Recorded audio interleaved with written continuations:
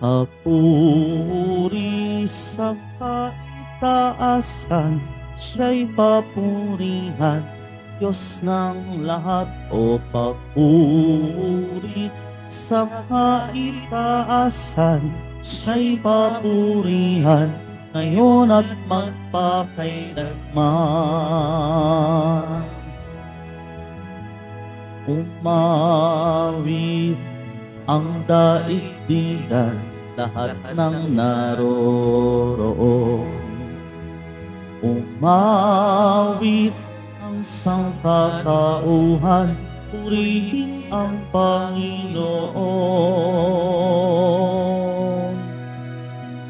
Papuri sa kaitaasan, siya'y papurihan, Diyos ng lahat. O papuri sa kaitaasan, siya'y papurihan, ngayon at magpakailanman. Sa ngala ng Ama at ng Anak at ng Espiritu Santo. Amen. Ang pagpapala ng ating Panginoong Hesukristo, ang pag-ibig ng Diyos Ama, at ang pakikipagkaisa ng Espiritu Santo naway sumainyong lahat. At sumaiyo rin. Mga kapatid, tinipon tayo bilang kaanib ng angka ng Diyos. Kaya dumulog tayo sa mawaing Panginoon na nagpapatawad ng lubos. Sinugong tagapagpagaling sa mga nagsisisi, Panginoon, kaawaan mo kami. Panginoon, kaawaan mo kami. Dumating na tagapag-aniyayang mga makasalanan ay magsisi, Kristo, kaawaan mo kami. Kristo, kaawaan mo kami. Nakaluklok ka sa kanan ng Diyos Ama para ipamagitan kami. Panginoon, kaawaan mo kami. Panginoon, kaawaan mo kami. Kaawaan tayo ng makapangyarihang Diyos, patawarin tayo sa ating mga kasalanan at patnubayan tayo sa buhay na walang hanggan. Amen. Manalangin tayo. Ama naming makapangyarihan, dinaramayan mo ang mga nagdadalamhati. Ang matimyas na pagluha ni Santa Monica ay tinugon mo ng pagbubunsod na magbagong buhay ni Agusting anak niya. Bilang tugon sa kanyang magkatuwang na panalangin, loobin mong aming tangisan ang pagsuway namin at marapatin mong ang kapatawaran mo ay aming kamtin sa pamamagitan ni Hesukristo kasama ng Espiritu Santo, magpasawalang hanggan. Amen. Magsiupo muna ang lahat. Pagbasa mula sa ikalawang sulat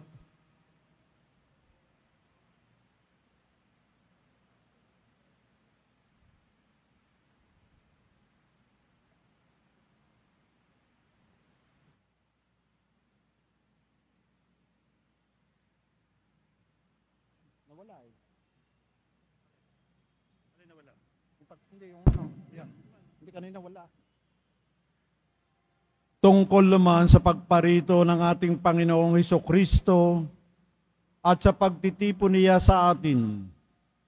Ipinamamanhik namin sa inyo, mga kapatid, na huwag kayong magugulat agad o mababahala sa balitang dumating na ang araw ng Panginoon. Huwag kayong maniniwala kahit sabihin nilang ito'y hula o pahayag o kaya'y sulat na galing sa amin. Sa anumang paraan, huwag kayong padadaya kanino man. Tinawag kayo ng Diyos sa pamamagitan ng mabuting balitang ipinahayag namin sa inyo upang makasama sa kalwalatian ng ating Panginoong Hesukristo. Kaya nga, mga kapatid, manatili kayong matatag sa mga katotohanang itinuro namin sa inyo, maging sa salita o sa sulat.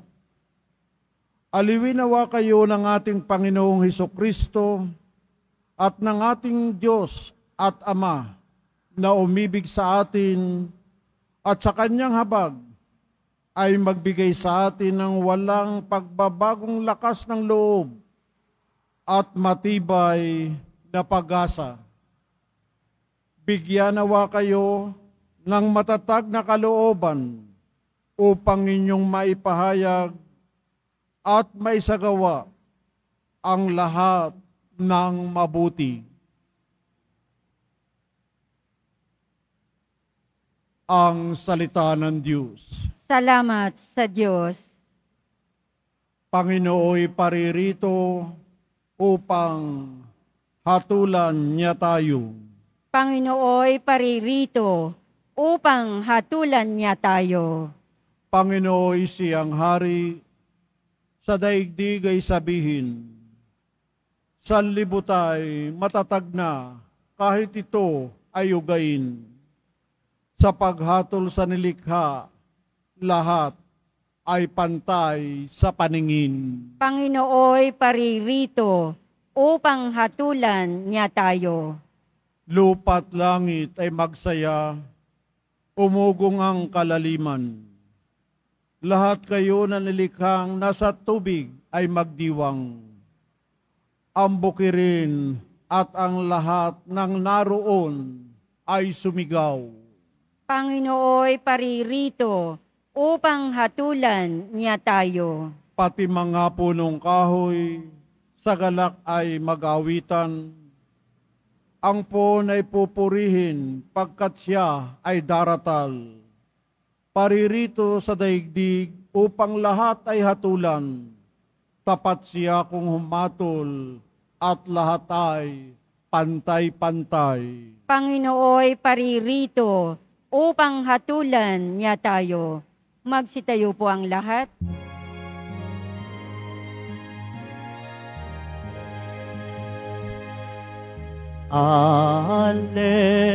Alleluia, Alleluia, Alleluia, Alleluia.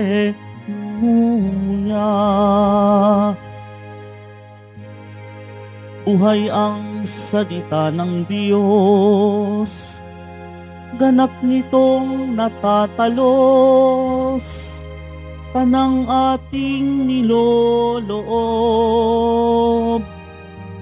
Alleluia, Alleluia, Alleluia,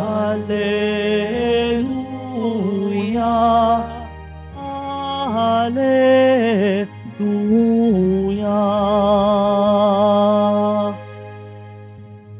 Sumainyo ang Panginoon. At sumaiyo rin. Ang mabuting balita ng Panginoon ayon kay San Mateo. Papuri sa iyo, Panginoon. Noong panahong iyon, sinabi ni Jesus, "Saba ninyo mga eskriba at mga pariseyo, mga mapag-imbabaw, ibinibigay ninyo ang ikapu ng gulaying walang halaga, ngunit kinaliligtaan ninyong isagawa ang lalong mahalagang aral sa kautusan, katarungan, ang pagkahabag, at ang katapatan. Tamang gawin ninyo ang mga ito, ngunit huwag naman ninyong kaliligtaang gawin ang iba. Mga bulag na taga-akay, sinasala ninyo ang niknik sa inyong inumin, ngunit nilulunok ninyo ang kamelyo. Saba ninyo mga eskriba at mga pariseyo, mga mapag-imbabaw, nililinis ninyo ang labas ng tasa at ng pinggan, ngunit ang loob nito'y puno ng mga nahuthot ninyo dahil sa kasakiman at pagsasamantala.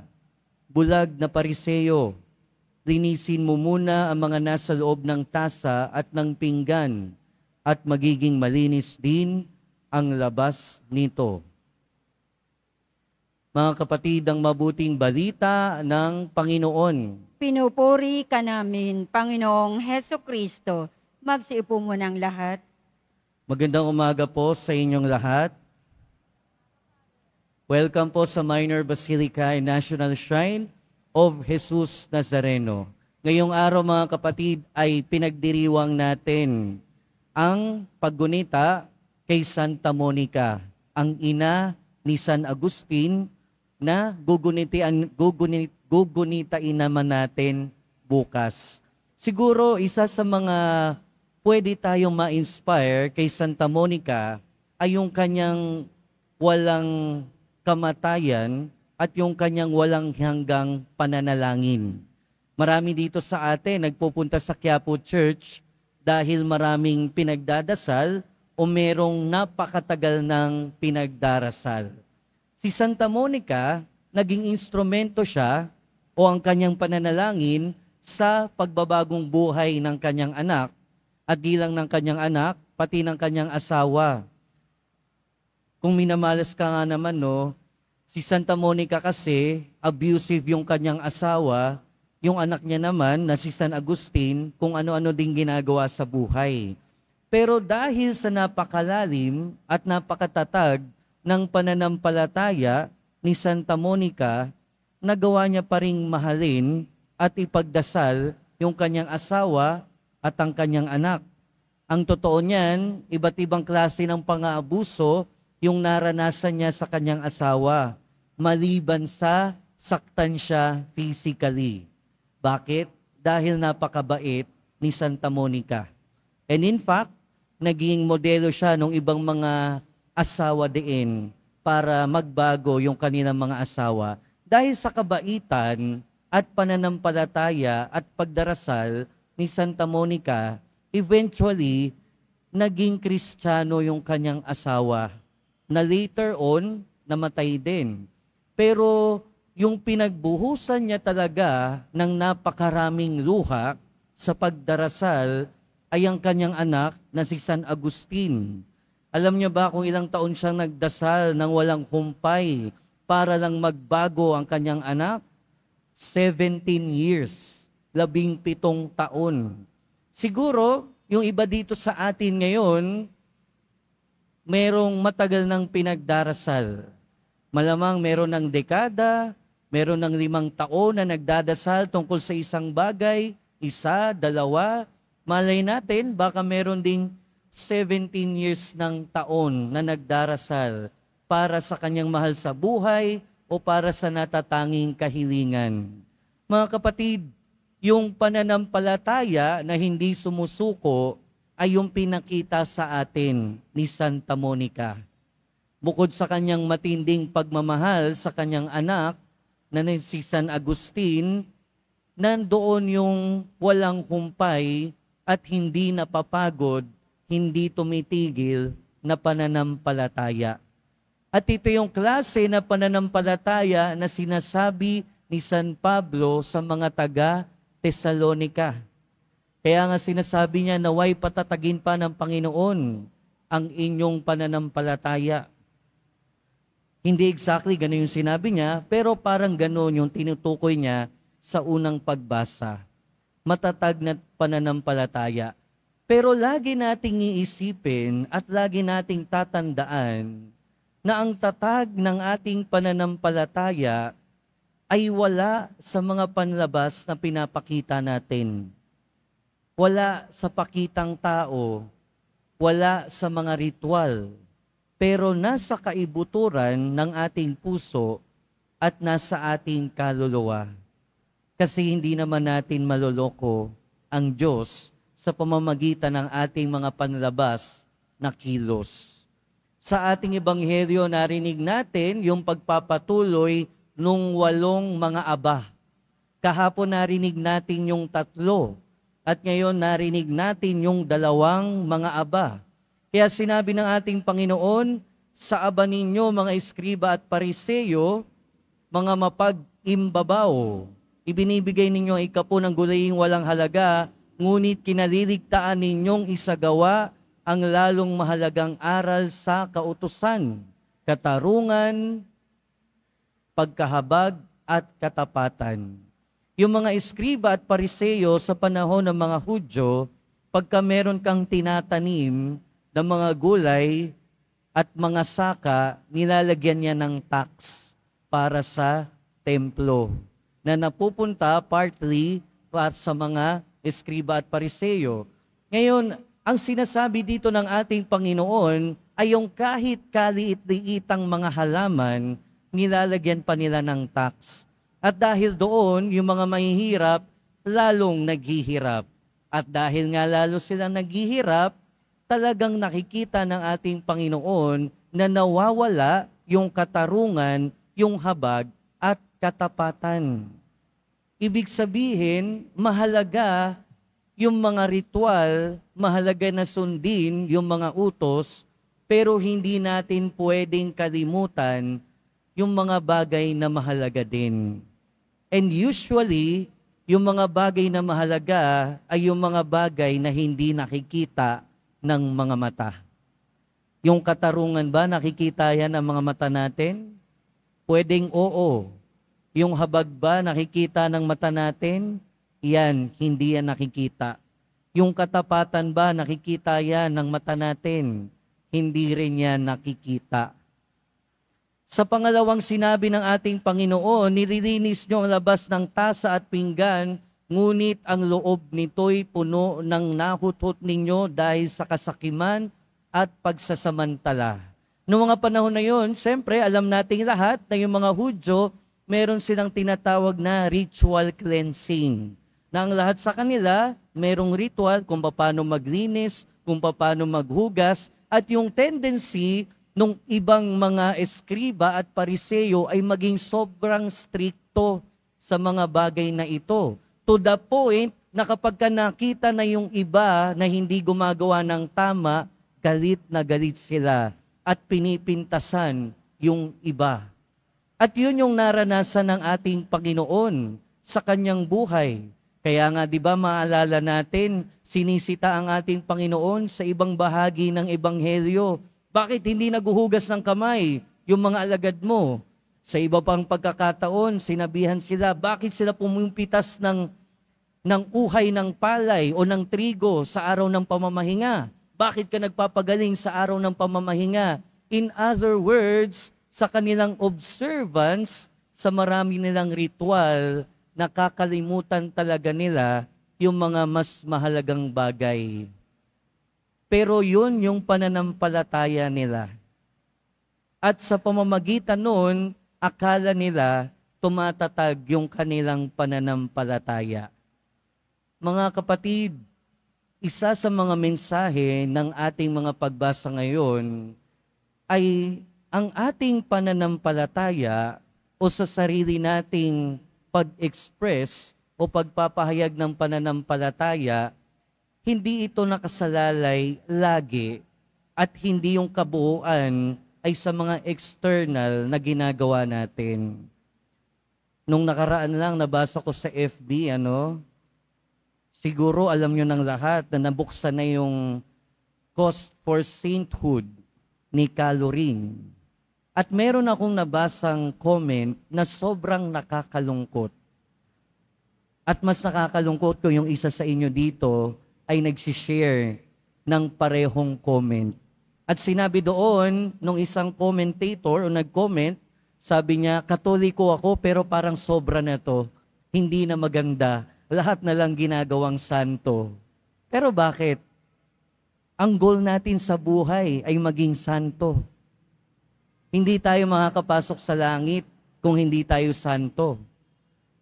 Yun yung goal natin, yun yung ultimate destination natin. At kung ayaw mo maging santo, bakit pipigilan mo yung iba na maging santo?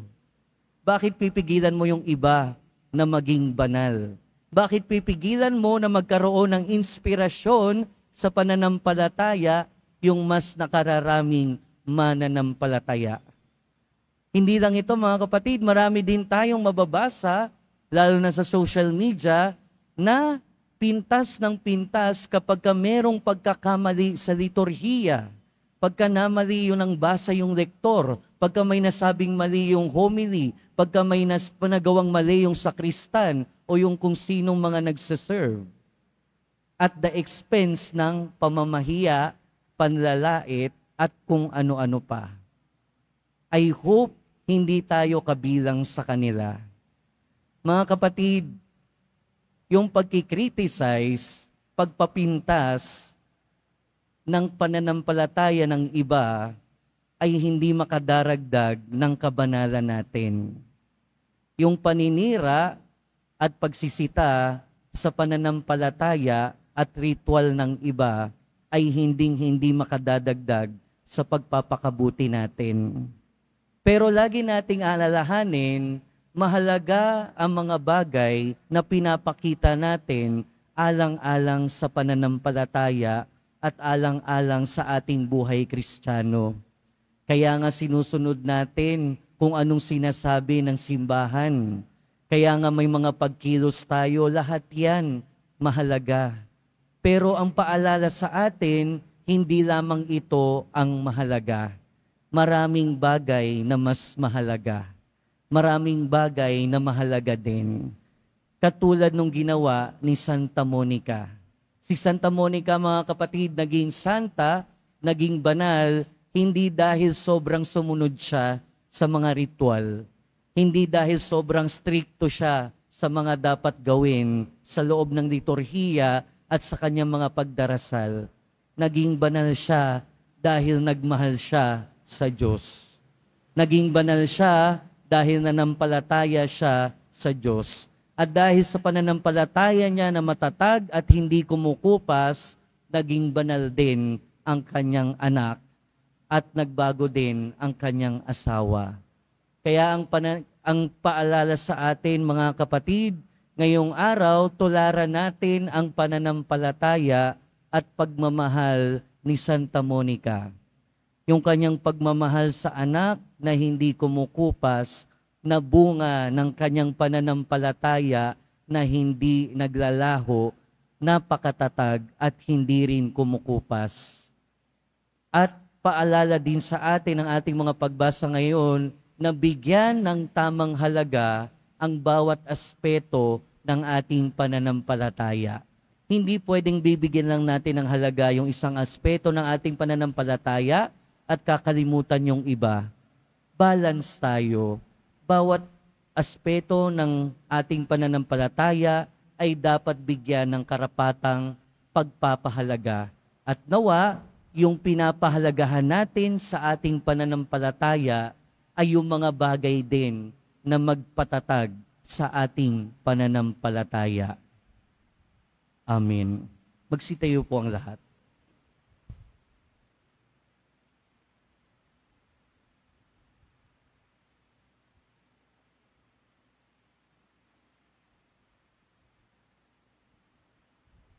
Minamahal kong mga kapatid, natitipon bilang bayan ng Diyos, dalhin natin ang ating mga pangangailangan sa Ama at manalig tayo na Kanyang pagbibigyan ang ating mga kahilingan. Sa bawat panalangin ang ating itutugon, Ama, basbasan mo ang taos-puso naming panalangin. Ama, basbasan mo ang taos-puso naming pananalangin. Ang simbahan naway maging gising sa kanyang tungkulin na ipalaganap ang katarungan para sa lahat sa pamamagitan ng kanyang paglilingkod sa mga dukha. Manalangin tayo. Ama, basbasan mo ang taos-puso naming pananalangin. Ang mga opisyal ng gobyerno naway maging tapat sa kanilang pagbibigay ng serbisyo at pagsasakatuparan ng mga programa para sa mga mahihirap at napapabayaan. Manalangin tayo. Ama, basbasan mo ang taos-puso naming pananalangin. Ang mga empleyado at mga manggagawa naway maging magalang at magpakatotoo sa isa't isa. Manalangin tayo. Ama, basbasan mo ang taos-puso naming pananalangin. Ang mga may sakit at may kapansanan, naway makatagpo ng paglingap at kapanatagan mula sa kanilang mga pamilya at mga kaibigan. Manalangin tayo. Ama, basbasan mo ang taos-puso naming pananalangin. Ang mga lumisan na sa buhay na ito ay naway magkaroon ng walang hanggang kaligayahan sa piling ng mga banal sa kalangitan.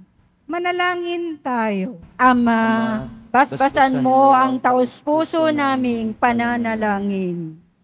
Ama naming nasa langit, palalimin mo ang aming pananampalataya upang umunlad kami sa iyong pag-ibig at lagi kaming maglingkod sa iyo ng may kagandahang loob at katapatan sa aming puso. Hinihiling namin ito sa pamamagitan ni Kristo na aming Panginoon. Amen. Magsipo muna ang lahat.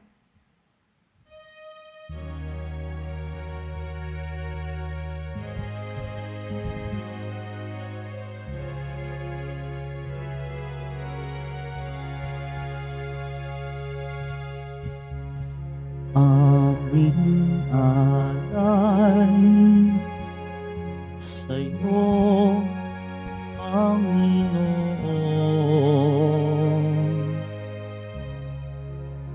Ang tinapay at alak na iyong kaloob.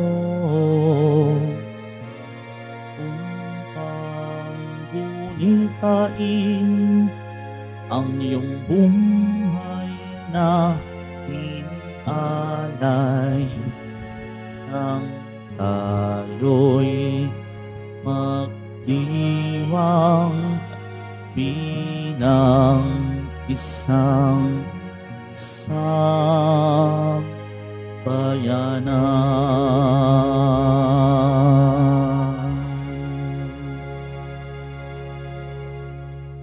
Magsitayo po ang lahat. Manalangin kayo mga kapatid upang ang paghahain natin ay kalugdan ng Diyos amang makapangyarihan. Tanggapin nawa ng Panginoon itong paghahain sa iyong mga kamay, sa kapurihan niya at karangalan, sa ating kapakinabangan at sa buong sambayanan niyang banal. Ama naming lumikha, inihahain namin ang mga alay sa iyong dambana. Ngayong si Santa Monica ay ginugunita, kalakip ang taimtim naming pithaya, na magdulot ang mga ito ng iyong patawad at pagpapala sa pamamagitan ni Jesucristo kasama ng Espiritu Santo, magpasawalang hanggan. Amen. Sumainyo ang Panginoon. At sumaiyo rin. Itaas sa Diyos ang inyong puso at diwa. Itinaas na namin sa Panginoon. Pasalamatan natin ang Panginoong ating Diyos. Marapat na siya ay pasalamatan. Ama naming makapangyarihan, tunay ngang marapat na ikaw ay aming pasalamatan. Ang pagpaparangal sa iyong kabutihay, lagi mong pinaaalingaw-ngaw sa iyong sambayanan, sa pagkakaroon ng mga kaanib na maaasahan at tapat, tulad mo sa pananagutan, upang magbunga ang punyagi ng iyong anak, na sa iyong pag-ibig kami makatulad. Ang mga banal na tao'y tumutulong sa lahat sa pagbibigay halimbawat panalangin wagas. Kaya kaysa ng mga anghel na nagsisiawit ng papuri sa iyo, nang walang humpay sa kalangitan, kami nagbubunyi sa iyong kadakilaan. Santo, Santo, Santo, Panginoong Diyos ng mga hukbo, napupuno ang langit at lupa ng kadakilaan mo, o sana sa kaitaasan. Pinagpalang naparirito sa ngalan ng Panginoon, o sana sa kaitaasan. Magsulod po ang lahat. Ama naming banal, ikaw ang bukal ng tanang kabanalan. Kaya't sa pamamagitan ng iyong Espiritu, gawin mong banal ang kaloob na ito upang para sa aming maging katawan at dugo ng aming Panginoong Hesukristo. Bago niya pinagtiis ang kusang loob na maging handog, hinawakan niya ang tinapay, pinasalamatan kaniya, pinaghati-hati niya iyon, iniabot sa kanyang mga alagad at sinabi, "Tanggapin ninyong lahat ito at kanin. Ito ang aking katawan na ihahandog para sa inyo."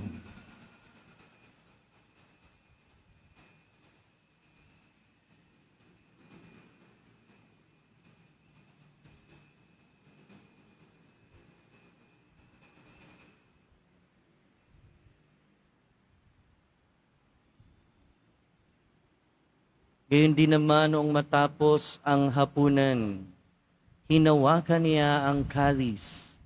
Muli kanyang pinasalamatan.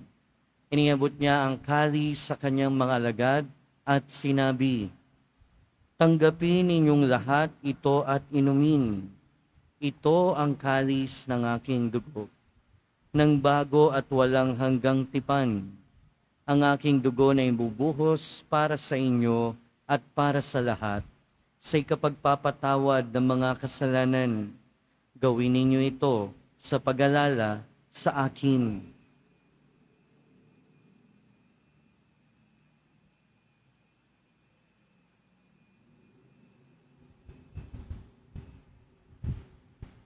Magsitayo po ang lahat. Ipagbunyi natin ang misteryo ng pananampalataya. Si Kristo'y namatay, si Kristo'y nabuhay, si Kristo'y babalik sa wakas ng panahon. Ama, ginagawa namin ngayon ang pag-alala sa pagkamatay at muling pagkabuhay ng iyong anak. Kaya tiniaalay namin sa iyo ang tinapay na nagbibigay buhay at ang kalis na nagkakaloob ng kaligtasan. Kami nagpapasalamat dahil kami iyong minarapat na tumayo sa harap mo para maglingkod sa iyo. Isinasamo namin kaming magsasalo-salo sa katawan at dugo ni Kristo ay mabuklod sa pagkakaisa sa pamamagitan ng Espiritu Santo. Ama, lingapin mo ang iyong simbahang laganap sa buong daigdig. Puspusin mo kami sa pag-ibig kay San Francisco na aming Santo Papa at ni Jose na aming Obispo at ng Tanang Kaparian. Alalahanin mo rin ang mga kapatid naming nahimlay nang may pag-asang sila'y muling mabubuhay, gayon din ang lahat ng mga pumanaw. Kaawaan mo sila at patuloyin sa iyong kaliwanagan. Kaawaan mo at pagindapating kaming lahat na makasalo sa iyong buhay na walang wakas, kaysa ng mahal na Birheng Maria na Ina ng Diyos, ng kabiyak ng puso niya si San Jose, kaysa ng mga apostol ni San Juan Bautista at ng lahat ng mga banal na namuhay dito sa daigdig ng kalugod-lugod sa iyo. Maipagdiwang nawa namin ang pagpupuri sa ikararangal mo sa pamamagitan ng iyong anak na aming Panginoong Hesukristo.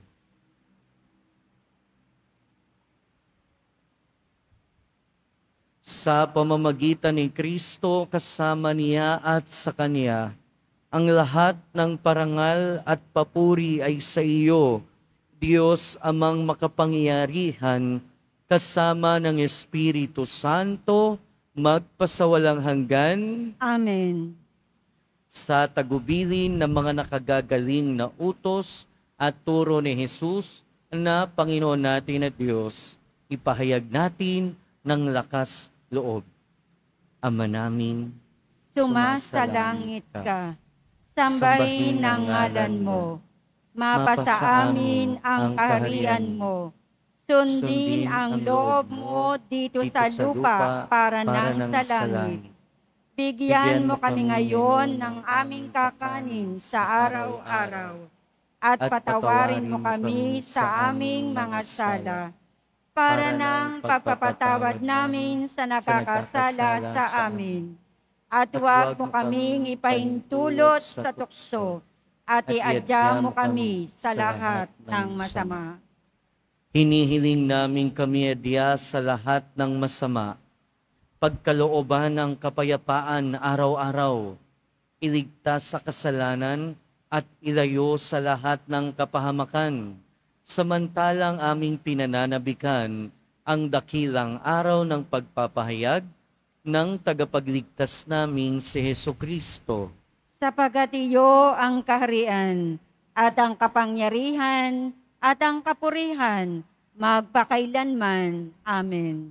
Panginoong Hesukristo, sinabi mo sa iyong mga apostol, kapayapaan ang iniiwan ko sa inyo, ang aking kapayapaan ang ibinibigay ko sa inyo. Tunghayan mo ang aming pananampalataya at huwag ang aming pagkakasala. Pagkalooban mo kami ng kapayapaan at pagkakaisa ayon sa iyong kalooban, kasama ng Espiritu Santo, magpasawalang hanggan. Amen. Ang kapayapaan ng Panginoon ay laging sumainyo. At sumaiyo rin. Magbigayan tayo ng kapayapaan sa isa't isa. Peace be with you po.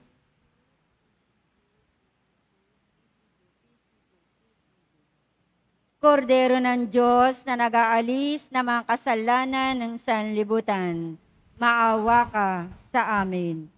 Kordero ng Diyos na nag-aalis ng mga kasalanan ng sanlibutan, maawa ka sa amin. Kordero ng Diyos na nag-aalis ng mga kasalanan ng sanlibutan, ipagkaloob mo sa amin ang kapayapaan. Magsulod po ang lahat. Ito ang kordero ng Diyos. Ito ang nag-aalis ng kasalanan ng sanlibutan. Mapalad ang mga inaanyayahan sa kanyang piging. Panginoon, hindi ako karapat-dapat na magpatuloy sa iyo, ngunit sa isang salita mo lamang ay gagaling na ako.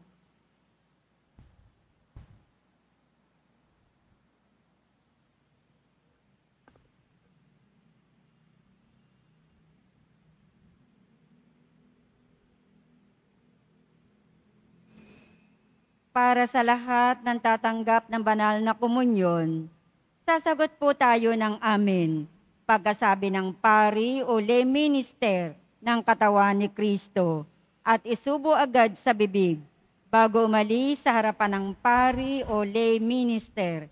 Sumunod po tayo.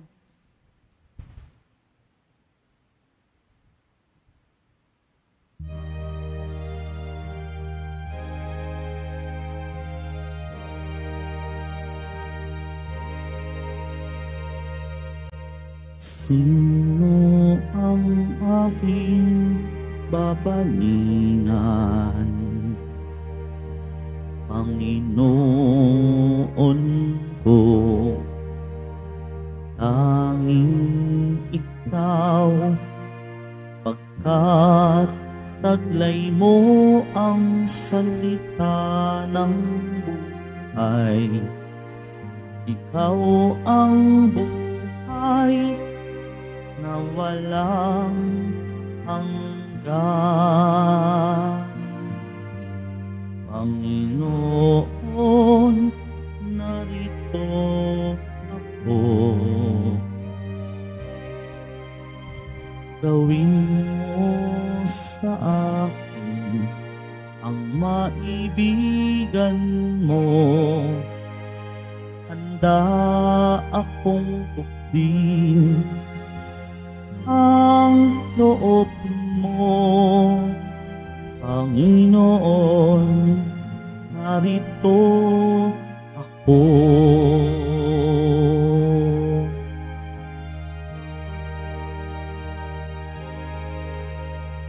Sino ang aking babalingan?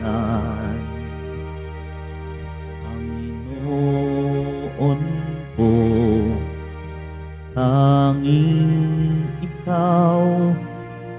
Kat ika'y daan at katotohanan.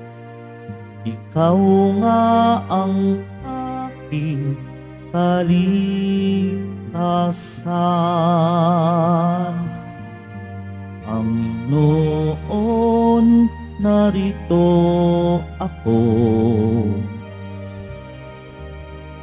Gawin mo sa akin ang maibigan mo. Handa akong tukdin ang loob mo. Panginoon, narito ako.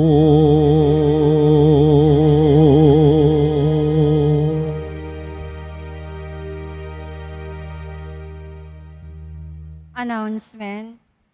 Inaanyayahan po ang mga ministry, organization at samahan ng ating simbahan at lalo na po ang mga deboto ng mahal na poong Jesus Nazareno sa ating parish-wide reformation mamaya pong August 27, 2024 Martes sa ganap na ikapito ng gabi dito po sa ating simbahan. Ang ating tagapagsalita sa araw na ito ay walang iba kundi si Reverend Father Christopher B. Crucero, LRMS, Parochial Vicar, Minor Basilica, and National Shrine of Jesus Nazarene. Sa August 29, 2024, Huwebes, paggunita sa pagpapakasakit ni San Juan Bautista, ang tagapagbinyag, magkakaroon po tayo ng pagninilay sa buhay ni San Juan Bautista sa ganap na ikatlo ng hapon, nagaganapin sa loob ng simbahan. At ang ating maringal na misa ay sa ganap na ikalima ng hapon na pamumunuan ng ating rector at kura paroko, Reverend Father John Sescon. Makiisa po tayo. Pagkatapos ng misa, bibisikan po ang lahat ng banal na tubig. Pinakikiusapan ng lahat na manatili lamang muna sa inyong mga lugar. Tanging sa Quezon Boulevard o sa Plaza San Juan lamang ang labasan ng lahat. Sumunod po tayo. Maraming salamat po sa inyong pagdalaw at pagsisimba sa Basilica Menor at Pambansang Dambana ni Jesus Nazareno.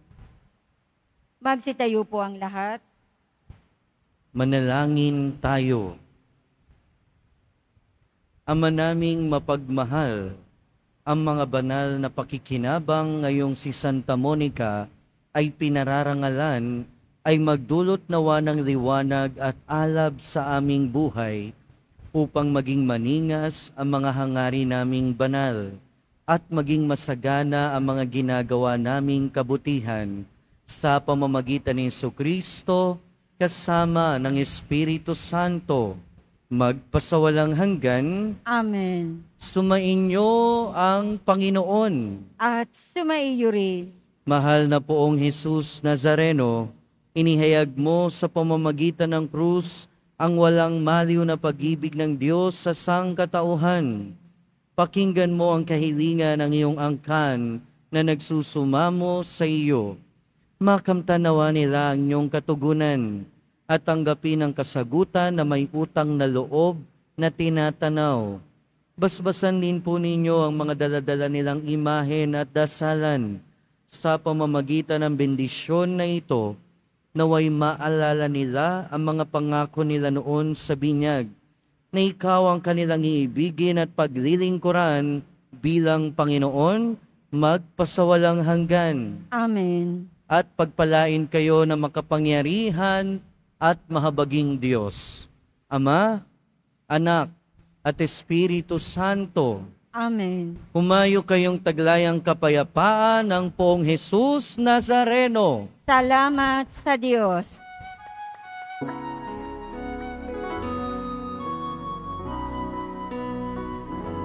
Nuestro Padre Jesús Nazareno, sinasamba ka namin.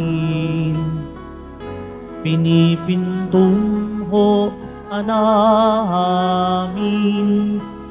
Aral mo ang aming buhay at kaligtasan. Nuestro Padre Jesus Nazareno, iligtas mo kami sa kasalanan. Ang krus mong kinamatayan ay sagisag ng aming kaligtasan. Nuestro Padre Jesus Nazareno, dinarangal ka namin. Nuestro Padre Jesus Nazareno, nilulwalhati ka namin. Nuestro Padre Jesus Nazareno, dinarangal ka namin. Nuestro Padre Jesus Nazareno, nilulwalhati ka namin.